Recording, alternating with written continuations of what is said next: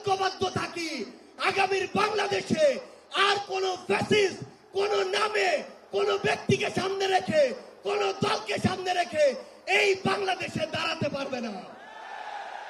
এখন জনগণের সামনে আমাদের দৃষ্টান্ত স্থাপন করতে হবে।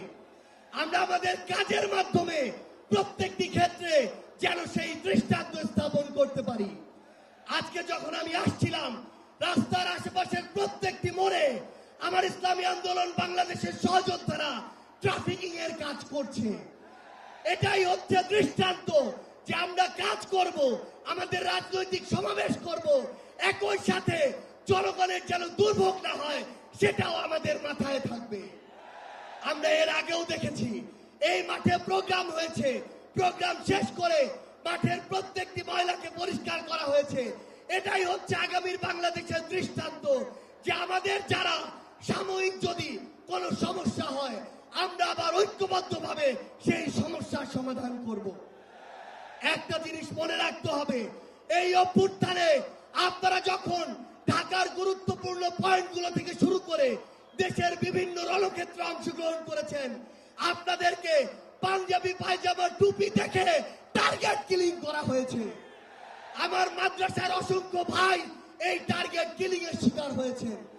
আগামীর বাংলাদেশে কেউ যেন কাউকে ট্যাগিং করে টার্গেট কিলিং এর শিকার না করতে পারে সে বিষয়ে আমাদের ঐক্যবদ্ধ থাকতে হবে। আমরা সংস্কার বিচারকে সামনে রেখে আমাদের এই লড়াই করছি।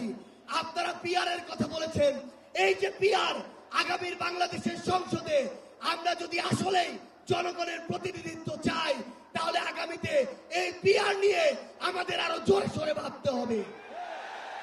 আমরা আপনাদেরকে স্পষ্ট করে আমাদের জাতীয় নাগরিক পার্টি এনসিপির পক্ষ থেকে অঙ্গীকার করি, বাংলাদেশের প্রশ্নে জনগণের প্রশ্নে আপনারা যদি ঐক্যবদ্ধ থাকেন আপনাদের সাথে কাঁধে কাঁধ মিলিয়ে 24-এর মতো এনসিপি আবারও আগামীর বাংলাদেশে লড়াই করবে।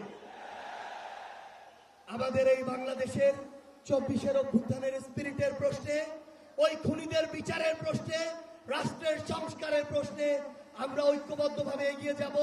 আমরা যতদিন ঐক্যবদ্ধ থাকব ততদিন এই বাংলাদেশে আর কোনো হাসিনা মাথা উঁচু করে দাঁড়াতে পারবে না।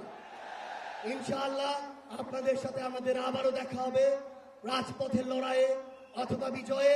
ততদিন পর্যন্ত সত্যের সাথে থাকবেন, ন্যায়ের সাথে থাকবেন।